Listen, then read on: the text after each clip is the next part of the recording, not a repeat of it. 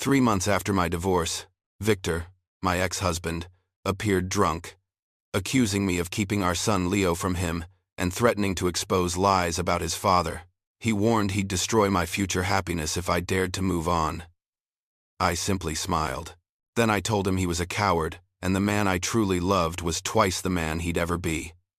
Like, share, and let us know where you are listening from. The silence in my apartment used to be a comfort, a gentle balm after 32 years of Victor's oppressive presence. But lately, 3 months after the divorce decree had finalized my freedom, the silence had begun to feel like an echo in a hollow chamber. At 65, I felt utterly adrift, as if the person I once was had been entirely consumed by a marriage that had withered me to the core. Rock bottom, they called it. I was living it, every quiet, solitary moment.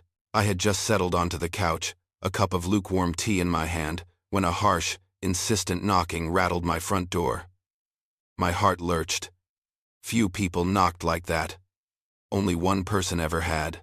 A chill snaked up my spine as I walked to the door, peering through the peephole. It was Victor, just as I'd feared. His usually meticulously styled hair was disheveled, his expensive shirt rumpled, his eyes, even through the distorting lens, held the telltale glaze of too much alcohol. Reluctantly, I opened the door just a crack.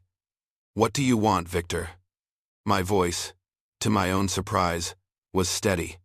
Though my hands trembled slightly behind my back, he pushed the door open wider, his weight heavy against it, forcing me to step back. The smell of stale whiskey and resentment filled my small entryway. "You think you're free, Eleanor?" he slurred, stumbling slightly as he entered, surveying my modest living room with disdain. "You think you can just walk away and start over?"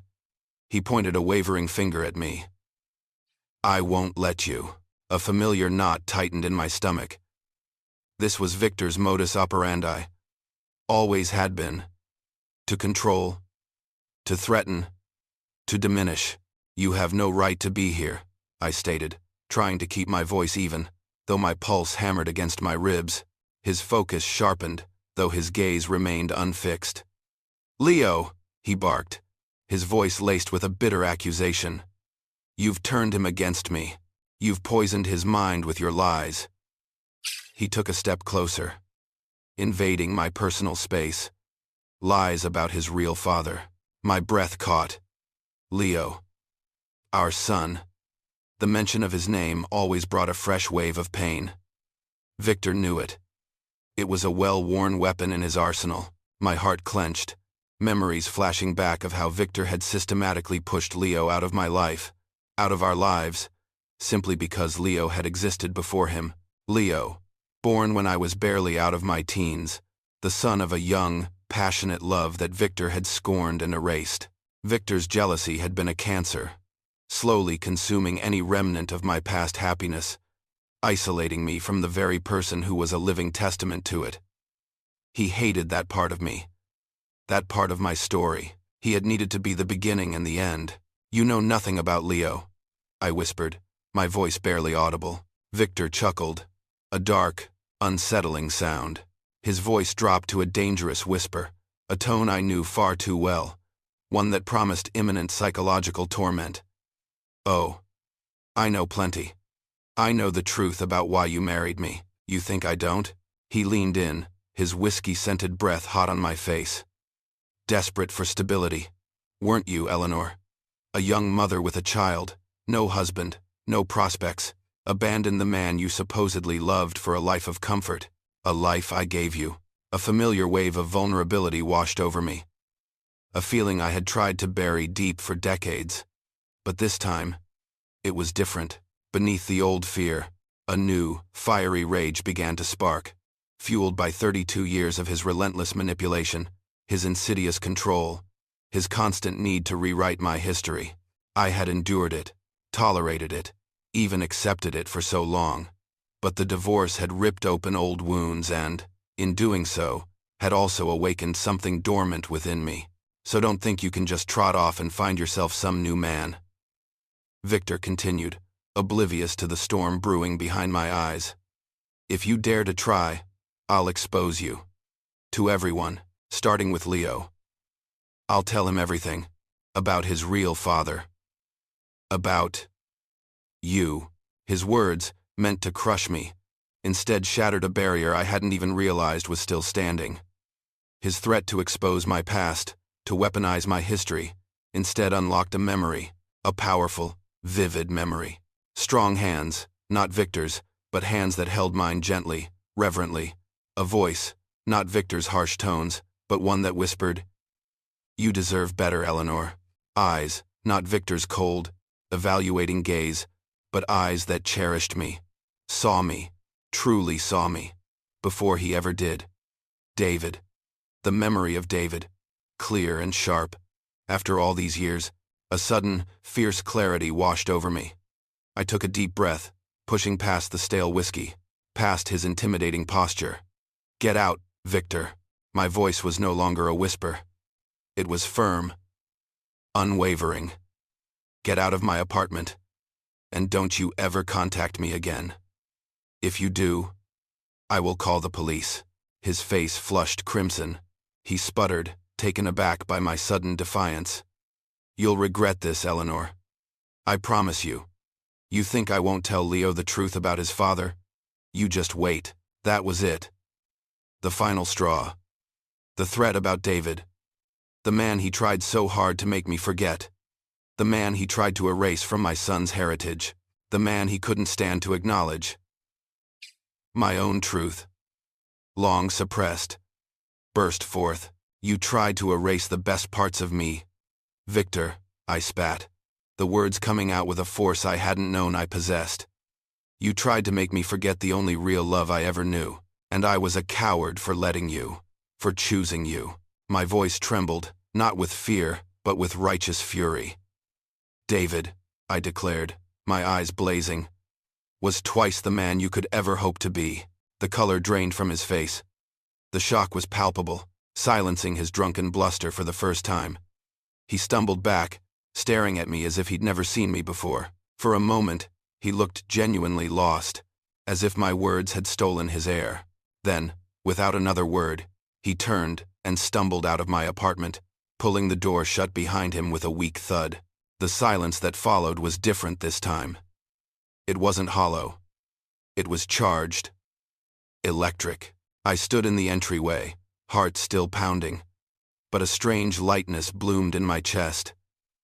Victor's threats, his accusations, hadn't sparked fear this time. They had ignited a long-extinguished fire. As I looked around my quiet, modest apartment, a wave of hope, vibrant and unexpected, washed over me. Perhaps, finally, I was remembering who I used to be. The defiant fire that had briefly flared within me after Victor's dramatic exit quickly dwindled, leaving behind a cold, desolate fear. For 3 days after his visit, I found myself wrestling with a new, terrifying adversary. Panic attacks. They would strike without warning. A sudden, suffocating tightness in my chest, my heart hammering against my ribs as if desperate to escape. My breath would hitch, turning into shallow, frantic gasps, and a cold sweat would prickle my skin. Even in the warmth of my apartment, each episode left me drained, trembling, and utterly convinced I was losing my mind. Desperate for answers, I called my longtime family physician, Dr. Reyes. She was more than just a doctor. She had been a quiet confidant over the years. Her subtle questions and knowing glances, often nudging me towards acknowledging the unhappiness in my marriage, even subtly encouraging me to leave Victor. She got me in immediately, her usually calm demeanor tinged with concern as she watched me fidget in the examination room. After a thorough checkup, she leaned back in her chair, her gaze gentle but direct. "Eleanor, physically, you're fine. These panic attacks, this anxiety, I believe it's your nervous system finally feeling safe enough to react." I blinked, confused. Safe? But the divorce was 3 months ago, Dr. Reyes. Shouldn't I be feeling relief? My voice was strained, hoarse. She nodded slowly. "On a conscious level, yes, you're experiencing relief, but your body, your subconscious, has been in survival mode for 32 years. Think of it like a spring that's been coiled incredibly tight for decades. Now that the pressure is off, it's finally able to release. And that release, that decompression, can be incredibly turbulent. It's processing 32 years of chronic stress, of walking on eggshells, of being on high alert.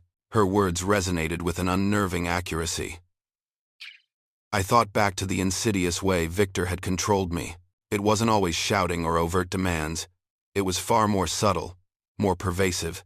He would casually dismiss my opinions, gaslight me until I questioned my own memories, and subtly undermine my confidence until I doubted every decision I made. He'd isolate me, gently suggesting my friends weren't good influences, or that my family was too dramatic. Over time, I had become a shadow of myself, my own thoughts and feelings fading into the background, eclipsed by his. He didn't just tell me what to do. He slowly convinced me that I couldn't think for myself. I recalled a younger Eleanor, 33 years old, a single mother to Leo, fiercely independent despite the struggles. I had been resourceful, hard-working, determined to provide the best life for my son.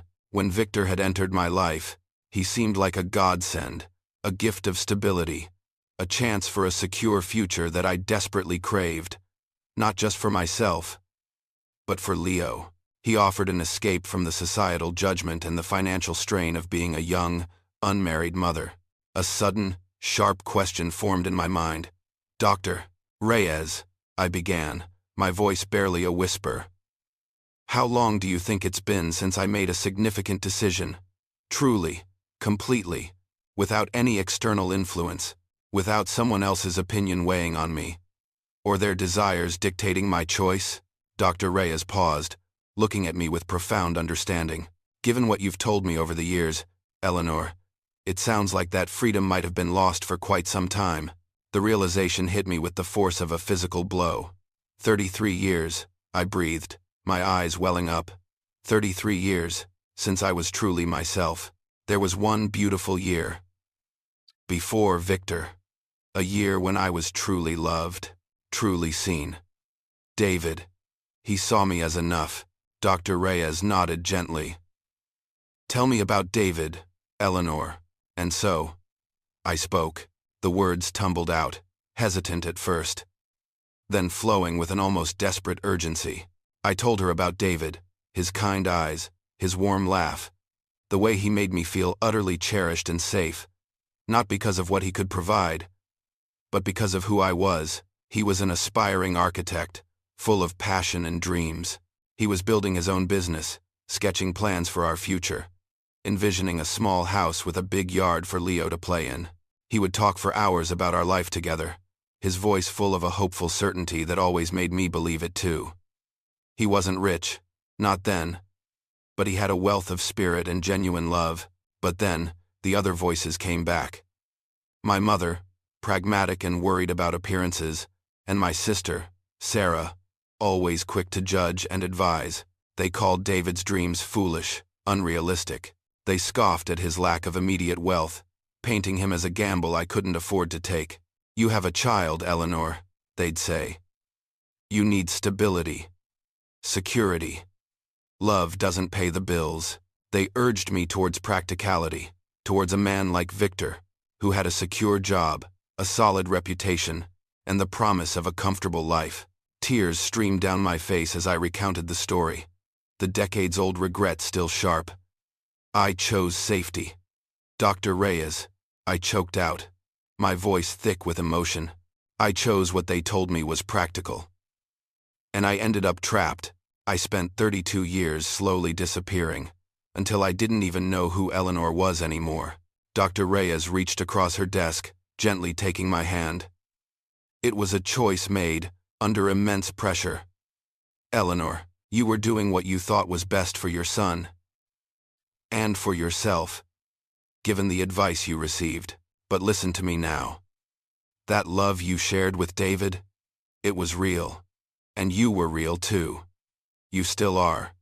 And she prescribed a mild anxiety medication to help manage the panic attacks and strongly recommended therapy, emphasizing that processing decades of emotional suppression would take time and support.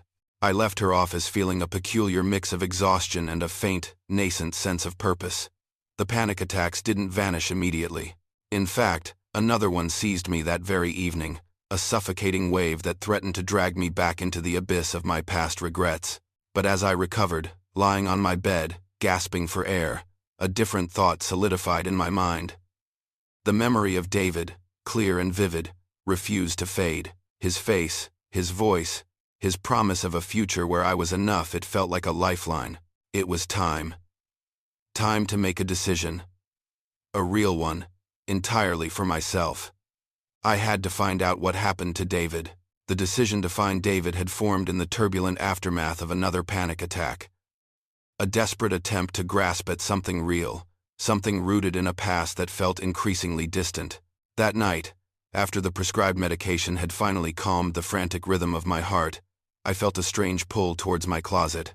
Buried deep beneath a stack of old blankets, tucked away behind boxes of long-forgotten winter clothes, was a simple shoebox. It was a secret, a relic of a life Victor had spent decades trying to erase.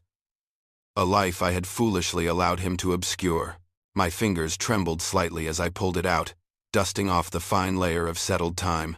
Victor, in his methodical way, had gone through my belongings countless times over the years, discarding anything he deemed unnecessary or, more accurately, anything that hinted at a life before him.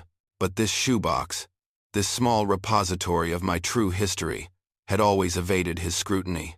Perhaps it was its unassuming nature, or perhaps a part of me, even then, had fiercely guarded these fragments of a forgotten self. I lifted the lid, and a faint, sweet scent, a ghost of dried petals and old paper wafted up. Inside lay a treasure trove of memories, each item carefully preserved. A single, pressed rosebud, faded to a delicate sepia, lay nestled on top. It was from our first date, a casual stroll through the botanical gardens. Beneath it, a crumpled movie ticket stub, the film title long illegible. But the memory of David's arm around me in the dark theater, his quiet laughter, perfectly vivid. Then came a stack of letters, tied with a simple twine, his distinctive, confident handwriting sprawling across the pages, each word brimming with affection and future plans. And finally, a collection of photographs, small, glossy squares that had stubbornly refused to dull with age. I picked up the topmost photo, my breath catching in my throat. It was a simple snapshot, taken in a sun-drenched park. There I was. Younger. My face alight with a joy I barely recognized now. My arm looped through David's. He was kneeling, his face beaming up at a cherubic 2-year-old Leo, who sat perched on his shoulders, his tiny hands clutching David's dark hair. Leo was laughing, a pure, uninhibited sound I could almost hear. David's eyes, full of warmth and adoration, were fixed solely on Leo, a look of profound, unconditional love. We looked, for all intents and purposes, like a happy, complete family. The contrast was stark, a punch to my gut. Victor had never looked at Leo like that. For Victor, Leo had always been an inconvenient reminder, a living testament to a past he couldn't control, a shadow over his carefully constructed narrative of our beginnings. He had tolerated Leo, provided for him begrudgingly, but never truly loved him as a father should. Leo was simply an obstacle to be managed, a potential threat to his position as the sole patriarch of my life. David, on the other hand, had embraced Leo with an open heart, seeing him not as a burden, but as a gift, an extension of the woman he loved. I remembered Leo, so young and trusting, calling David Daddy for almost a year. It had been the sweetest sound, a confirmation of the natural bond that had blossomed between them. David had played with him tirelessly, read him stories, even changed his diapers without a single complaint. He had stepped into that paternal role so effortlessly, so lovingly. And I, swayed by fear and external pressures, had torn it all away. A fresh wave of regret washed over me, a bitter taste in my mouth. My mother's voice, laced with concern, echoed in my mind. He's an artist, Eleanor. Talented, yes. But what kind of life can he truly provide for you and Leo? Dreams don't pay for groceries. And Sarah, my sister, always the pragmatic one. Her advice sharp and unwavering. You need stability, Eleanor. A man with a steady job, a plan. This David, he's still building. What if his business fails? What if he's not ready for a family? For a stepson? They had planted seeds of doubt, insidious little whispers that grew into towering fears. They questioned David's ability to provide, painted his architectural dreams as pipe dreams, and subtly undermined his commitment as a stepfather. They loved me, in their own way, and believed they were guiding me towards a secure future. But their practicality had become a weapon, slowly eroding my confidence in David and in my own judgment. I remembered feeling worn down, tired of the struggle, tired of the judgment. Victor, with his steady job, his impeccable manners, and his confident declarations of providing for us, had seemed like the mature choice, the safe harbor. I had convinced myself that I was being responsible, putting Leo's future first, even if it meant sacrificing a love that felt as vital as breathing. Looking at that photo now, holding the evidence of a joy I had forfeited, I understood with a clarity that was both heartbreaking and liberating. David hadn't been avoiding responsibility. He had been working relentlessly, pouring his heart and soul into building a future, not just for himself, but for us. His promises of a house, a yard for Leo, weren't empty words uttered by a dreamer. They were the foundations of a life he was actively constructing. I had been too scared, too easily swayed by the anxieties of others, to believe in those foundations. I had been too afraid to trust my own heart, too eager to escape the criticisms that came with choosing a path less conventional. The shoebox in my lap felt heavy, burdened with missed opportunities and unanswered questions. But beneath the regret, a new resolve hardened within me. It wasn't too late to find answers. It wasn't too late to reclaim the part of Eleanor that David had loved, the part that had seen him, truly seen him, before the world had convinced me otherwise. Holding the faded photograph of David, Leo, and me, my mind reeled back to that agonizing night. A memory so sharply etched it felt like yesterday. It was late, the city lights twinkling below us from the small balcony of David's modest apartment. Leo was asleep in his crib inside, oblivious. David, vibrant with excitement, had just told me about landing a significant contract, a breakthrough that would finally allow him to invest properly in his architectural firm. His eyes, full of triumph and love, shone in the soft glow of the streetlights as he spoke of their future, our future. "This is it, Marlene. This means we can finally start looking at those houses in Riverside. A yard for Leo. Maybe even a little garden for you." He'd envisioned everything, down to the color of the paint on the porch swing. His dreams, so tangible, so hopeful, hung in the air, a cruel counterpoint to the words that were struggling to escape my throat. I had to interrupt him, the confession a bitter pill that I forced myself to swallow. "David," I started, my voice thin. I've accepted Victor's proposal." The light in his eyes extinguished, as if someone had flicked a switch. His smile, so full of life moments before, faltered, then vanished completely. The silence that followed was deafening, broken only by the distant hum of city traffic. I watched his face, the slow dawning of heartbreak, the subtle slump of his shoulders, and I felt a pang of profound guilt that twisted in my gut. He didn't yell, he didn't argue, he just looked at me, his warm brown eyes now clouded with a pain I had inflicted. Finally, his voice, barely a whisper, broke the silence. "Is that what you want, Marlene?"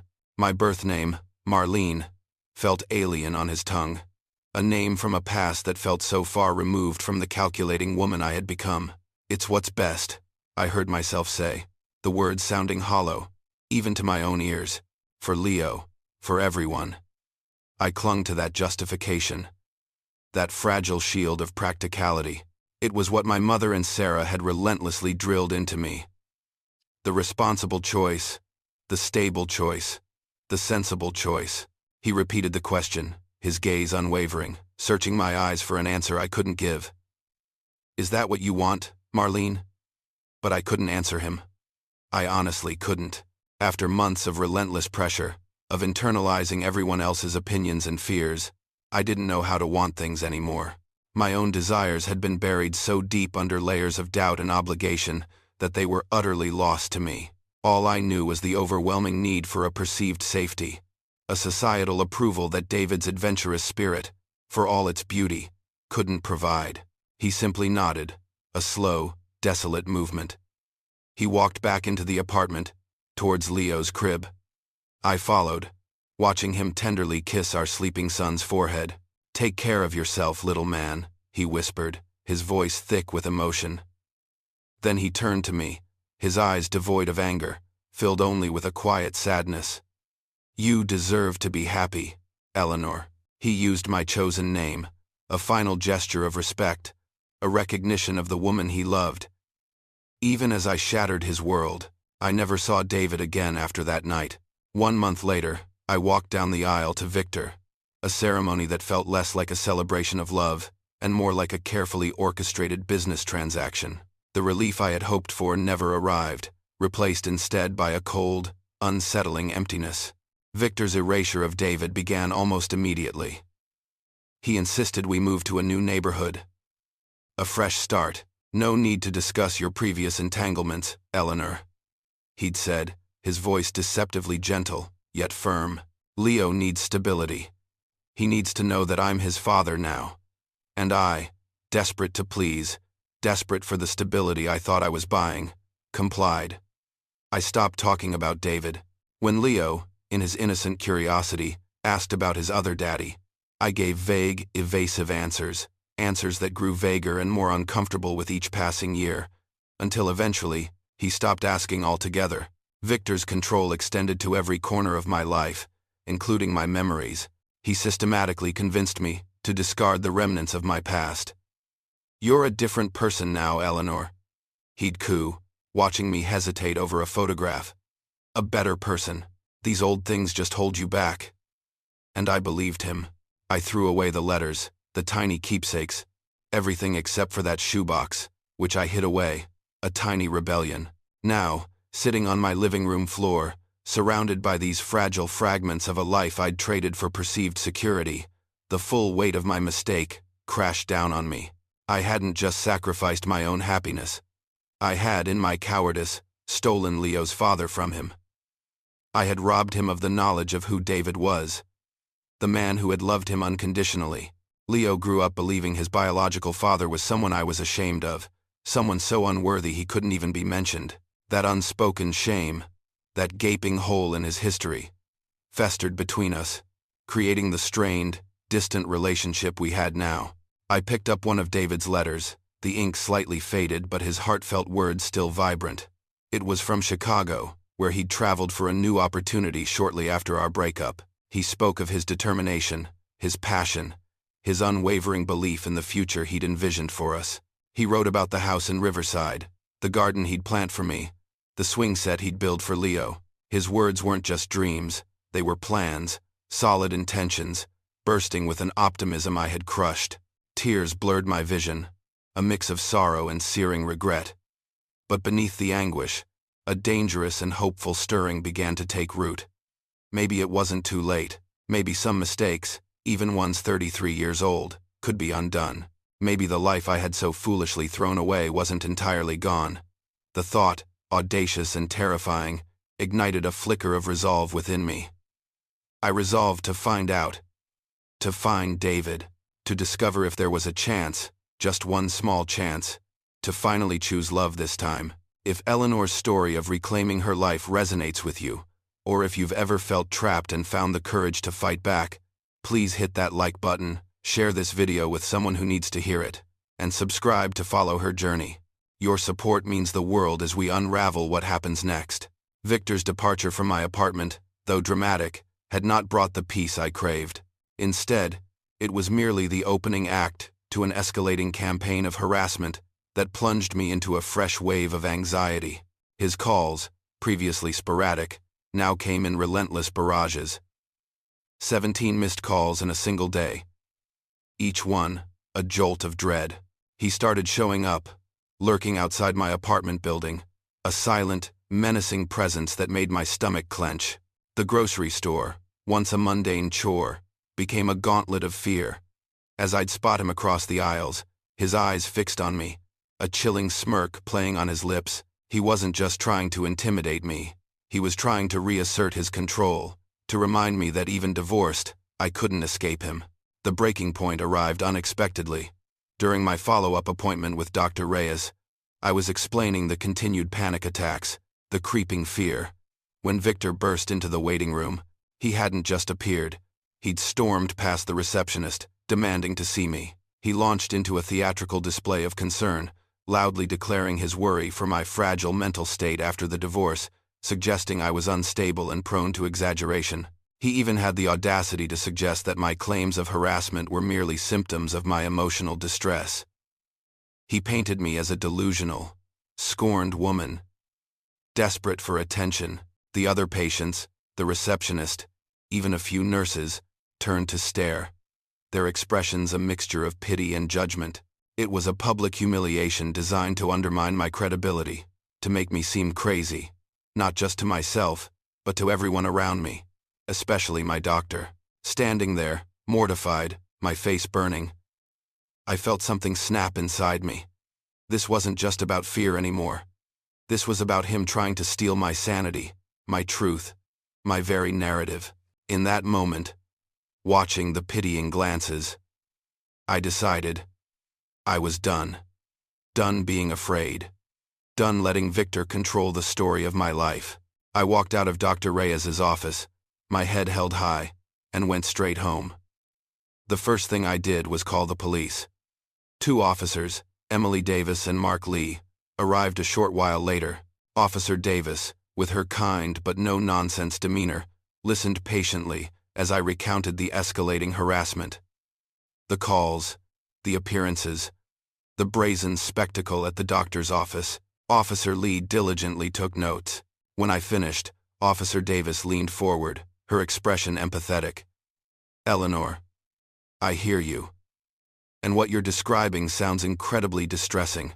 However, without direct, explicit threats of physical harm or a court-ordered restraining order, our hands are somewhat tied regarding the phone calls and his presence in public spaces. He hasn't broken any specific laws by simply being in the same grocery store." A familiar despair began to settle in. But then I remembered the woman in the photograph, the brave, vibrant Marlene that David had loved. She wouldn't back down. What if we went to his workplace? I suggested, the idea forming suddenly, boldly. Victor works at Morrison & Associates. It's a very prestigious firm. What if you informed his employer about his behavior? Surely they wouldn't tolerate a senior associate harassing his ex-wife. Officer Davis raised an eyebrow, a flicker of surprise in her eyes, then a thoughtful nod. "That's an interesting approach, Eleanor. While we can't directly intervene in an employment matter, we can certainly make a courtesy visit to Mr. Victor's place of work. We can inform him that a formal complaint has been filed regarding his behavior, and that we've advised you on how to proceed should the harassment escalate to direct threats or a violation of a restraining order. And yes, it would be appropriate for us to inform them that he has made his ex-wife feel unsafe. It might encourage him to cease his activities." She paused, then looked at me, her gaze piercing. "Would you be willing to accompany us? You wouldn't need to speak to him directly, but having you there to formally identify him might be necessary." My heart hammered against my ribs. Go to Victor's workplace? The very thought sent a tremor of fear through me. It was his sanctuary, his throne, the place he used as a constant reminder of his power and control. But then I saw her again, the young woman in the faded photograph, smiling so genuinely, so full of life, beside David and Leo. She wouldn't hide. She wouldn't let fear dictate her life. This wasn't just about putting an end to Victor's harassment. It was about reclaiming myself. "Yes," I said, my voice gaining strength. "Yes, I'll go." The next afternoon, the city felt different, sharper, as I sat in the back of the police cruiser, heart thudding a frantic rhythm against my ribs. Officer Davis was driving, Officer Lee in the passenger seat. My hands were clasped tightly in my lap, clammy with a mixture of apprehension and a strange, exhilarating sense of defiance. As we turned onto the street, Victor's prestigious office building, Morrison & Associates, rose into view, a sleek, modern skyscraper of glass and steel, gleaming under the afternoon sun. It looked exactly as imposing as I remembered. Officer Davis, noticing my tension in the rearview mirror, spoke calmly. Just to reiterate, Eleanor, we'll speak to Mr. Victor privately first. Our aim is to resolve this without unnecessary fanfare. However, if he becomes uncooperative, or if we need a formal identification, we might ask you to step inside. Our primary goal is your safety, and to ensure he understands the seriousness of his actions. She used the name Officer Chen when referring to herself now, as she was on duty. Understood, I managed to croak, my throat suddenly dry. The officers parked the cruiser discreetly down the street.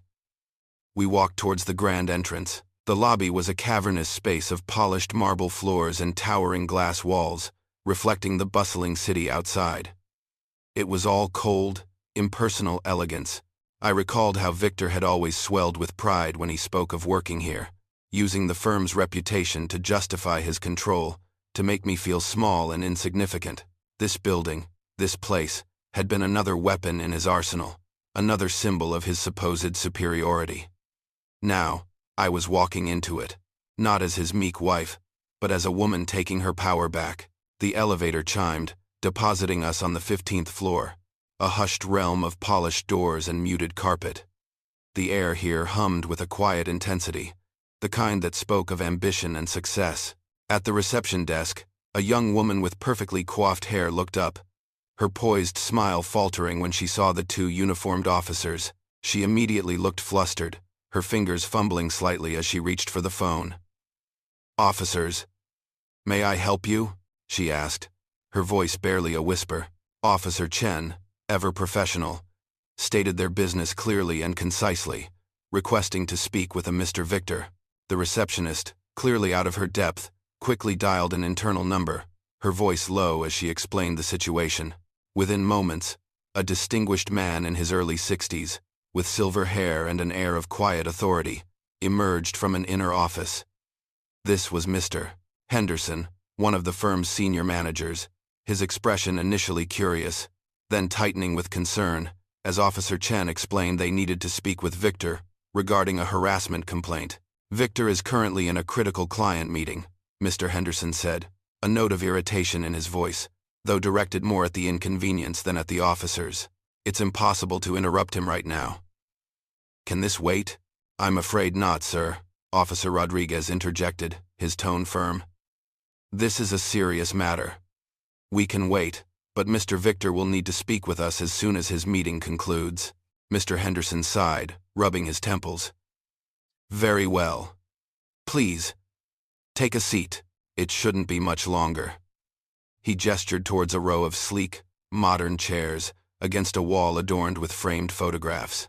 While the officers exchanged low words with Mr. Henderson, I found my gaze drifting towards the wall of historical photographs. They depicted various company milestones, anniversary parties, and team celebrations over the years. My eyes scanned faces, mostly unfamiliar, a detached interest guiding me, until one large, bustling anniversary party photograph, spanning nearly the entire wall, drew me in. It was a wide shot, dozens of employees smiling, some with champagne glasses raised. My eyes moved slowly across the faces, searching, not for anyone in particular, but simply observing the tapestry of the firm's history. Then, in the back row, partially obscured by a potted palm, I saw him. My breath hitched, a sudden sharp intake of air that felt like a physical blow. My heart, which had been thrumming with a nervous anticipation, suddenly stopped, then hammered against my ribs with a frantic, suffocating rhythm. It was David. He was older, of course. His dark hair was now threaded with distinguished silver at the temples, and there were fine lines etched around his eyes, testament to years of life lived. But it was undeniably him, the same strong, reassuring jawline, the gentle curve of his eyes, the slight, almost imperceptible tilt to his smile that always held a hint of humor and deep kindness. He was still undeniably David, the man I had loved, the man I had foolishly abandoned. Officer Chen, noticing my sudden rigidity and the abrupt pallor that must have washed over my face, turned to me with concern. "Eleanor, are you all right?" I couldn't speak. The words were trapped in my throat, tangled with shock and an overwhelming surge of disbelief. David. Here. In Victor's company. The irony was so profound, so cruelly poetic, that my mind struggled to process it. It was impossible. This couldn't be happening. My reason for coming here, my confrontation with Victor, suddenly seemed utterly insignificant compared to this impossible reunion. Just then, the muffled sound of voices grew louder, signaling Victor's approach. Absolute nonsense, Henderson. I told them this client needed my undivided attention, not some frivolous interruption. Victor's voice, sharp and imperious, cut through the quiet hum of the office. He rounded the corner, flanked by Mr. Henderson, his face already red with irritation. He spotted me, sitting there, next to the uniformed officers, and his words died in his throat, replaced by a guttural exclamation. "What the hell is she doing here?" Officer Rodriguez, stepping forward, began to explain the nature of the harassment complaint, his voice calm and authoritative, cutting through Victor's rising fury. "Mr. Victor, we are here today because Miss Eleanor has filed a formal complaint regarding your persistent harassment." "Harassment?" Victor bellowed, cutting him off. His face purpled, and he started gesticulating wildly. "This is outrageous. She has mental health issues. She's always been unstable. This is nothing but a spiteful attempt to ruin my reputation." He turned to Mr. Henderson, appealing for support. "You know how she is, don't you? After the divorce, she's become unhinged." As the officers continued to speak, trying to explain the legal parameters of the situation, and Victor's voice grew louder, drawing more attention. My eyes weren't on him. They were scanning the hallway, where employees, drawn by the commotion, had begun to gather, peering out of their offices. And then, he stepped out of one of those offices, just a few feet from where Victor was yelling, his head tilted slightly, drawn by the familiar sound of my ex-husband's voice. "David." His eyes, those familiar, warm brown eyes, met mine across the bustling hallway. Recognition was instant and mutual, a jolt that crackled through the air between us, silencing the chaos around me. His expression shifted, morphing from polite curiosity to confusion, then to profound shock, and finally, to something that looked almost like pain. He took a step forward, a primal instinct propelling him towards me.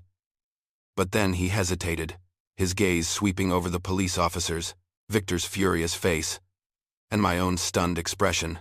He realized the inappropriateness of the moment, the complete unsuitability of this chaotic scene for a reunion 33 years in the making. But he was here. After 33 years, David was standing 50 feet away from me. Officer Rodriguez, a beacon of calm professionalism amidst Victor's escalating tirade, continued to lay out the consequences of his actions. Victor, still calling the situation insane and unhinged, had lost some of his bluster, replaced by a visible tremor of fear for his meticulously crafted reputation. He glanced nervously at Mr. Henderson, who stood rigid and unsmiling, clearly displeased by the spectacle. "Mr. Victor." Officer Chen interjected, her voice firm and unwavering. "Let me be absolutely clear. Any further contact with Mrs. Walsh, whether by phone, in person, or any other means, will result in formal charges of harassment being filed against you. We have a detailed report, and we will act swiftly." And then, something incredible happened. A quiet strength, dormant for decades, stirred within me. I found my voice, strong and clear, surprising even myself, the only thing I threw away. "Victor," I stated, my gaze fixed on him, "was 32 years of my life trying to make you happy. I won't be throwing away anymore." Victor stared at me, his mouth agape. His bluster deflated completely. I had never, not once in our entire relationship, challenged him publicly. The shock on his face was a delicious vindication, but my triumph was fleeting, my eyes already seeking out David. He had moved closer to Mr. Henderson, his own eyes on me, reflecting a myriad of emotions I couldn't quite decipher. As our gazes met, those 33 years, those decades of silence and separation, collapsed into nothing. In that moment, I knew, with absolute certainty, that he remembered. He remembered everything. Officer Chen concluded her stern warning, and Mr. Henderson, his face still etched with concern, assured the officers of the company's full cooperation. As they escorted Victor away, David gave me a slight, almost imperceptible nod. It wasn't just acknowledgement. It was a promise, a hint that this encounter, this impossible reunion, meant something profound to him too. It wasn't a coincidence. Walking back to the police car, my mind reeled. Not from the confrontation with Victor, but from the astonishing revelation. David, the man I had loved. The man whose dreams I had dismissed. The man Victor had unwittingly driven away from me all those years ago. He worked at Morrison and Associates. More than that, the realization was slowly dawning, the pieces of the puzzle clicking into place. Victor had spent 32 years working for David. The man whose entire existence Victor had tried to erase was now, ironically, his employer. The poetic justice of it all was almost unbearable. The next morning, despite the lingering doubts and the flutter of nerves in my stomach, I found myself drawn to the small coffee shop directly across from Morrison and Associates. It was a pilgrimage, a desperate hope for another glimpse, a chance to truly understand. I ordered a simple black coffee, settling into a window seat, my eyes fixed on the revolving doors of the building. The city hummed around me, but my world had shrunk to that single glass entrance. At precisely 11:30, as if on cue, the doors swung open, and David emerged. My breath caught. He wore a crisp suit, but his walk was still confident, his posture still open. He looked directly across the street, his eyes meeting mine through the plate glass window. A gentle, slightly uncertain smile, so familiar, so achingly beautiful, spread across his face. He walked directly towards the coffee shop. He ordered a coffee, then sat down across from me. "I was hoping you'd be here," he said, his voice a low rumble, richer, more mature than I remembered, yet still resonating with that familiar warmth. "Because I know you, Eleanor. You were never one to leave things unfinished. How are you working there? With Victor?" I finally managed to ask, the question tumbling out, the most pressing mystery of the day. David chuckled, a deep, resonant sound that eased some of the tension in my chest. "Victor works for me, Eleanor. I bought Morrison and Associates 5 years ago." My jaw dropped. The revelation was staggering, almost unbelievable. You bought it?" He nodded, a hint of pride in his eyes. "My construction company, Innovate Builds, has grown quite a bit over the years. We specialize in large-scale commercial projects. Morrison and Associates was a smaller, but highly respected architectural firm, and I saw the potential for a synergistic acquisition. The deal went through, and it was only after the paperwork was finalized that I discovered Victor was one of the senior associates. A profound realization washed over me. David had built it, the life, the success, the stability I had so desperately craved. The very thing he had promised me. The dreams I had dismissed as foolish, he had built them. Even after I had left him, he had done exactly what he said he would. As if trying to prove to a phantom me that he could provide, that his love was solid ground. Tears welled up in my eyes, hot and stinging. "I made such a terrible mistake. David," I whispered. The words choked with decades of regret. He reached across the table, his hand warm and strong as it enveloped mine. "You did what you thought was best, Eleanor," he said softly, his thumb gently stroking the back of my hand. "For Leo, for yourself. Victor made Leo's life miserable," I confessed, the words pouring out. "He ensured Leo never knew about you. He practically erased you from our history." David's grip tightened, his eyes darkening with a flash of anger. "Did you ever think of me?" he asked, his voice low. "Every day," I admitted, my voice barely audible. "Every time Leo hit a milestone, I'd imagine you there. His first steps, his graduation. I'd wonder what you would have said, what you would have done." My gaze dropped to our clasped hands. "You know, Leo has your hands. And your laugh. He has your eyes, too. If you look closely." David's eyes widened, a profound emotion washing over his face. "He does?" he whispered, his voice thick. He brought our joined hands to his lips, kissing my knuckles gently. I thought of Leo often too, Eleanor. More than you could ever know. He leaned back, a thoughtful, almost mischievous glint entering his eyes. Funny thing, Mr. Henderson, my business partner, is retiring at the end of the year. He offered to sell me his remaining stake in Morrison and Associates. Makes me the sole owner. He paused, his gaze meeting mine, and a faint smile played on his lips, meaning Victor's boss's boss. I imagine it might be quite instructive for him to experience what it feels like to have his life controlled by someone else's decisions, wouldn't you say? A gasp escaped me, a mix of shock and exhilarating vindication. But beyond Victor, beyond the long overdue justice, a more profound question tugged at my heart. I took a deep breath, emboldened by his presence, by his unwavering gaze. And what about us, David? His expression turned serious, his thumb gently caressing my hand. What do you want there to be about us, Eleanor? I want to try again, I declared, the words ringing with a truth I hadn't dared to voice in decades. A joyful smile, utterly unburdened, lit up his face. He squeezed my hand.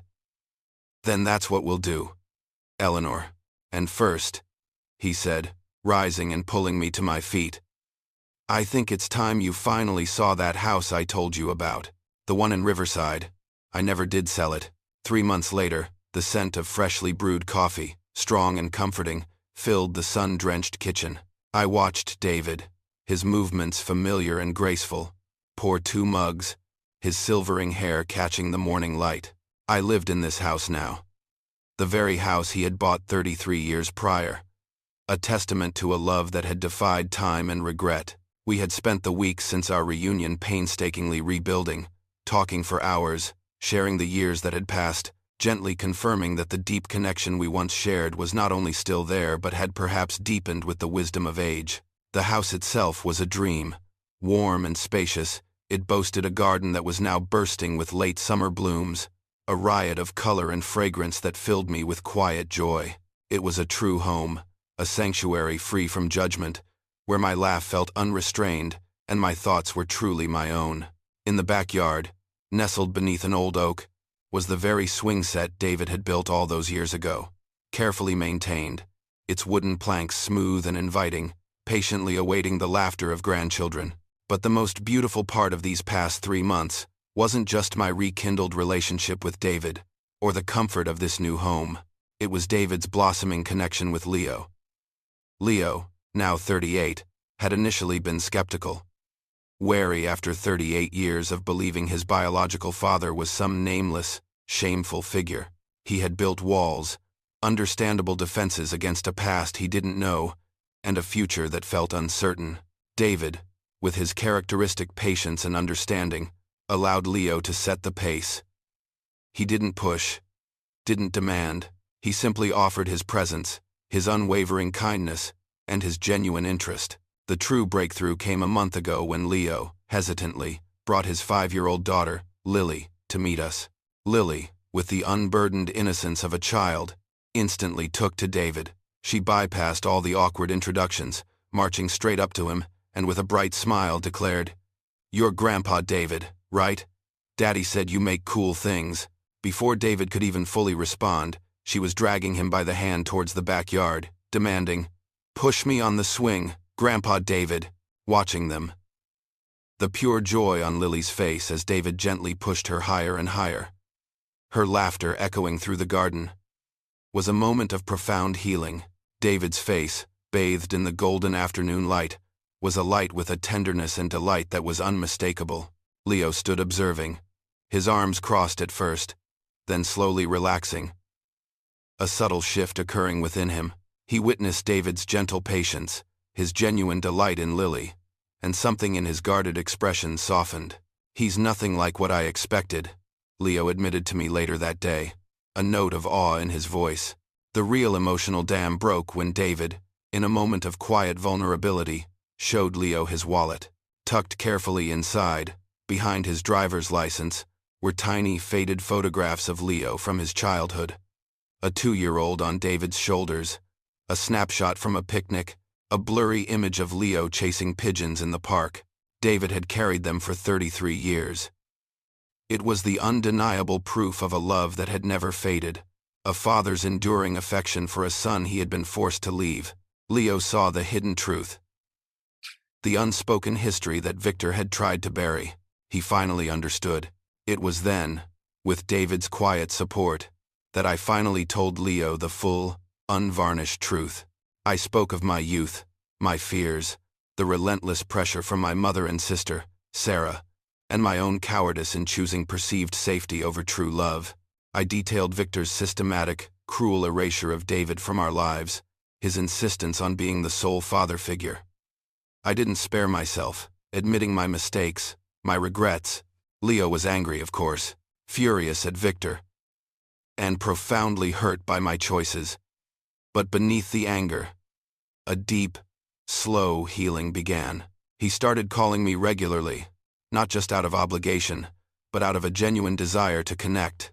He brought Lily over frequently, her bright energy filling the house with a joyous cacophony. Our fractured relationship, broken by years of unspoken truths and manufactured shame, was slowly, carefully, being rebuilt. I was Eleanor again, just myself, the way I was always meant to be. My phone buzzed on the counter.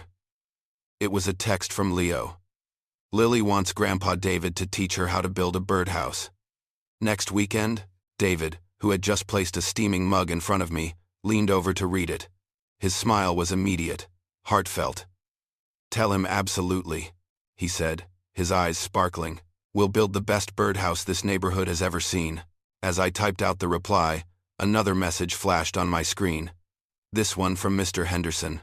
It was a message David and I had been quietly expecting. A subtle piece of justice that had been set in motion weeks ago. Mr. Henderson's email was brief, formal, but the words carried a weight of poetic finality. "Dear Eleanor, I wanted to inform you that Victor's employment at Morrison & Associates was terminated this morning, effective immediately. This decision was made purely on the basis of job performance and professional conduct, following a particularly egregious verbal incident with a client yesterday. It has no connection to your previous complaint, though it underlines a pattern of behavior that became untenable." I reread the email, a mix of satisfaction and a strange, almost detached pity washing over me. Victor, in his relentless pursuit of control and his own self-importance, had been his own undoing. His volatile temper, his arrogance, his destructive behavior. These were the things that had truly cost him his professional reputation. Not my complaint. It was a justice that, while not directly orchestrated, was undeniably deserved. The email from Mr. Henderson lay open on the kitchen counter, its crisp, formal language, a stark contrast to the earthquake it had set off in Victor's carefully constructed world. David and I sat at the kitchen table, our coffees cooling, contemplating the quiet finality of the words.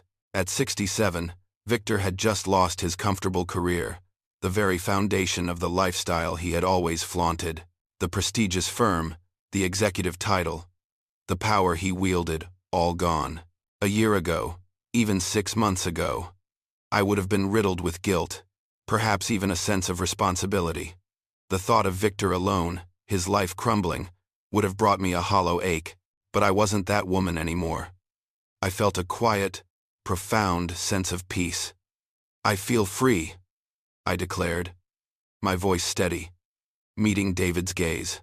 "For the first time in 33 years, I feel completely free." And I meant it. The fear, the obligation, the constant pressure to conform to Victor's expectations, it had all evaporated, leaving behind a lightness I hadn't known was possible. That afternoon, as I knelt in the garden, tending to the rose bushes, a familiar silver sedan crawled slowly past the house. My heart, despite my newfound freedom, gave a tiny lurch. Victor, his window was down, and he stared at me, his face a mask of malice and bitterness. The car paused, just beyond our driveway. I stood, wiping dirt from my hands. "Should I call the police?" I asked David, who had come out to join me, placing a hand gently on my shoulder. He shook his head, his voice calm, unflappable. "No. Let him look. Let him see what happiness looks like." But Victor didn't just look. He stopped the car, the engine idling roughly. He got out, his posture stiff, his eyes burning into mine. "Eleanor," he called out, his voice sharp. "We need to talk." David straightened, his hand still on my shoulder, his presence a solid, protective shield. His voice was firm, unequivocal. "No, you don't, Victor. You need to leave." Victor, still fixated on me, finally registered David's presence, the quiet confidence radiating from him. He squinted, his expression shifting from anger to bewildered confusion. "Who the hell are you?" he demanded, a sneer twisting his lips. A slow smile spread across David's face, a dangerous expression that held both warmth and a steel-edged resolve. He stepped forward, putting himself squarely between Victor and me. "I'm David Chen," he stated, his voice clear and resonant. "The owner of Morrison & Associates, and the father of Leo Walsh." The words hung in the air, a devastating blow. I watched, mesmerized, as the implications hit Victor, one after another, like a series of physical impacts. The man who had just fired him, the man who now held complete control over his professional life, was the same man he had been insanely jealous of for 33 years. The man he had tried to erase from my history, from Leo's life, was not only very much alive and successful, but was now standing proudly, protectively, at the center of my world. The very foundation of his carefully constructed dominance crumbled before his eyes. Victor swayed, a pathetic figure, his face pale and drained. The fight drained out of him, replaced by a defeated slump. He stumbled back to his car, got in, and drove away. He never returned. 6 months later, the early winter sun cast long shadows across our front porch. David and I sat side by side, mugs of hot cider warming our hands. The house smelled faintly of pine and cinnamon, the promise of Christmas already in the air. Leo and his wife, Julia, were planning to bring Lily and their new baby, due any day, for Christmas. It would be their first Christmas as a family of 4. Under this roof, my heart swelled with an almost unbearable joy. My grandchild would grow up knowing both grandfathers, hearing stories of love and reunion, not shame or absence. Victor, we heard through the sparse grapevine, had retreated into a bitter isolation, blaming everyone else for his misfortunes. A lonely man who had, ultimately, earned the solitary existence he had so meticulously built for himself. David turned to me, his eyes soft. "Do you ever feel sorry for him, Eleanor?" I considered the question, truly. "Sometimes," I admitted, a flicker of my old empathy surfacing. "But he made his choices, David, just like I made mine. The difference is that I got a second chance to choose love over fear. He's still choosing bitterness over growth." He took my hand, intertwining our fingers, his touch a comforting warmth. "No regrets?" he asked, his gaze searching. I surveyed our life. This beautiful home filled with laughter and the promise of family. Our garden, though dormant for winter, holding the promise of spring, and the gentle, steadfast man beside me. "Only one," I said, leaning my head on his shoulder, "that it took me so long to find my way back to you." He kissed my hand, his lips warm against my skin. "Sometimes, the best things are worth waiting for, Eleanor." And in that moment, I knew, with absolute certainty, that I was finally living the life I was meant to live, with the man I was meant to love. The greatest revenge, I realized, wasn't Victor's termination, or his humiliation. It was living so fully, so joyfully, so authentically, that his attempts to diminish me became nothing more than echoes of a past I'd finally outgrown. It was choosing love at last and forever, and discovering that love had been waiting patiently for me all along.